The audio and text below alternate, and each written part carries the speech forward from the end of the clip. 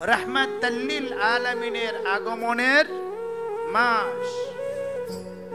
এই মাসে 12 তারিখ 570 খ্রিস্টাব্দে 12 তারিখ রবিউল আউয়াল সুবে সাদিকের সময় হযরতে মা আমিনার ঘরটা রাত্রিবেলায় অন্ধকারে নিমজ্জিত ছিল। যেদিন রাহমাতাল্লিল আলামিন এই পৃথিবীতে আসবেন, সারা রাত্রি চেরাগ বাতিতে এরকম তোল থাকলেও যে সময় রাহমাতাল্লিল আলামিন আসবেন ওই সময় তোল ছিল না, বাতি নিভে গেছে, আগুন নাই, ঘরটা অন্ধকার। হঠাৎ করে মা আমিনা দেখতেছেন ঘরের মধ্যে জান্নাত থেকে 3 জন মহিলা এসেছে। জোরে বলুন সুবহানাল্লাহ। একজন আমাদের মা হাওয়া আলাইহিস সালাম, জোরে বলুন সুবহানাল্লাহ। হযরত ঈসা নবীর মা হযরতে মারিয়াম আলাইহিস সালাম,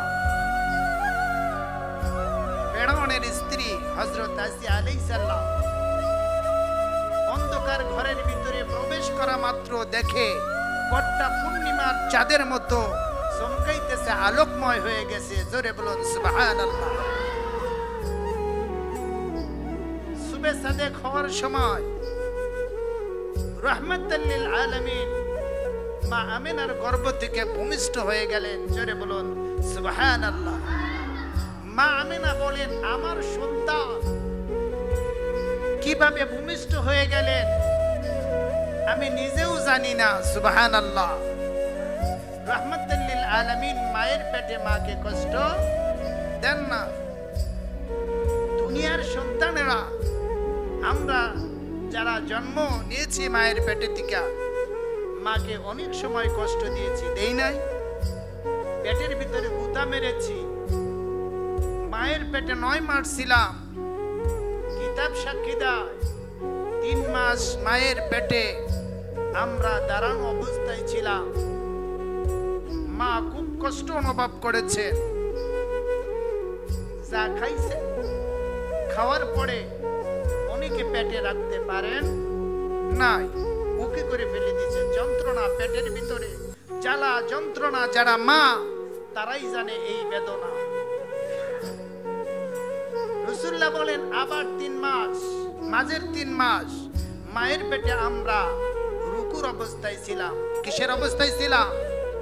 রুকুর অবস্থায় ছিলাম। সন্তান বড়ই হয়েছে, এই মায়ের পেটে রুকুর অবস্থায় একইভাবে থাকতে নড়াচড়া দেয় কি দেয় না? দেয়। সেখানে মাকে জ্বালা দিয়েছি, যন্ত্রণা দিয়েছি। কিতাব সাক্ষী দেয় মাঝের শেষের 3 মাস মায়ের পেটে আমরা সিজদার অবস্থায় ছিলাম।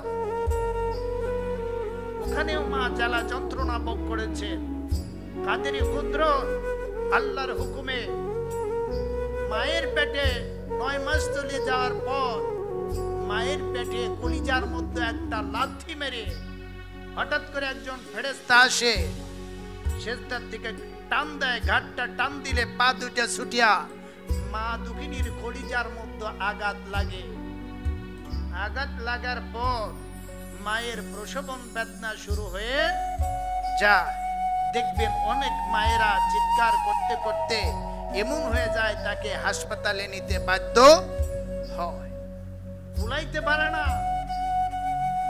সাধারণভাবে ডেলিভারি হয় না, পেট কেটে সিজার করে তারপরে জ্বালা যন্ত্রণা দিয়ে এরকম অবস্থায় আমরা দুনিয়াতে অনেকের পদার্পণ করেছি। কথা ঠিক কিনা বলে?